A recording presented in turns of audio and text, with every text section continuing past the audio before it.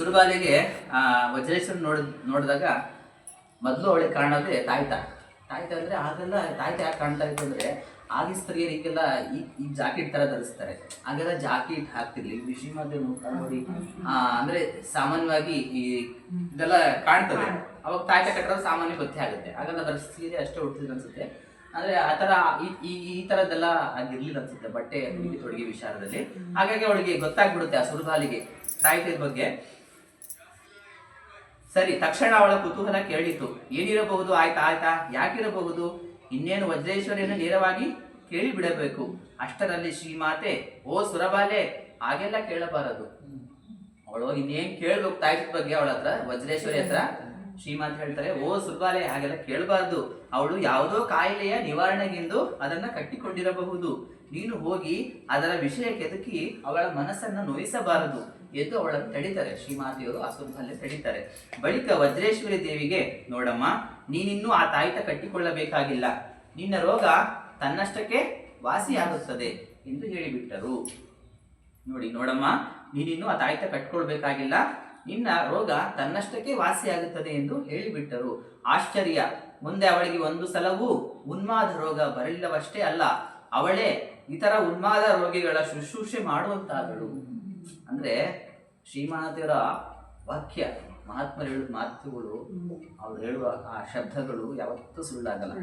ಅಂದ್ರೆ ಶ್ರೀಮಾತೆ ಹೇಳ್ತಾರೆ, ನೀನು ನಮ್ಗೆ ಕಟ್ಕೊಡೋ ಅವಶ್ಯಕತೆ ಇಲ್ಲ, ಮುಂದೆ ಖಂಡಿತವಾಗ ಅದು ವಾಸಿ ಆಗುತ್ತೆ ಅಂತ ಹೇಳ್ತಾರೆ. ಆಶ್ಚರ್ಯ ಅನ್ನೋ ರೀತಿಯಲ್ಲಿ ಅವಳಿಗೆ ಆ ಉನ್ಮಾದ ರೋಗ ಮತ್ತೆ ಬರೋದು ಇಲ್ಲ. ಮತ್ತು ಅವಳು ಎಷ್ಟೋ ಜನ ತಂತರ ಏನು ಬೇರೆ ಇರ್ತಾರೋ ಉನ್ಮಾದ ಬಂತ ಮನೋರೋಗಿಗಳ ಸೇವೆಯನ್ನು ಮಾಡ್ತಾಳೆ, ಶುಶ್ರೂಷೆಯಲ್ಲಿ ಸೇವೆಯನ್ನು ಮಾಡುವಂತ ಆಗ್ತಾಳೆ. ಅಂದ್ರೆ ನೋಡಿ ಶ್ರೀಮಾತೆಯ ಪವಾಡ ಹೆಂಗ್ ಕೆಲಸ ಮಾಡ್ತು.